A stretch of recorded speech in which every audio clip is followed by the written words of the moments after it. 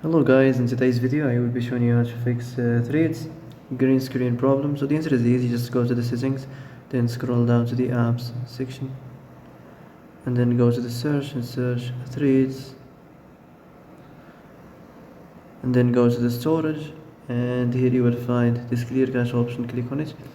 Now you can go check it if it worked, and if it didn't you can try to restart your phone or turn the Wi-Fi off and on, or the Bluetooth or the airplane mode. Also, you can try to clear data, but be careful. If you clear data, all these applications data will be deleted. This includes all files, the settings, the accounts, the databases, etc. So be careful if you want to clear your data.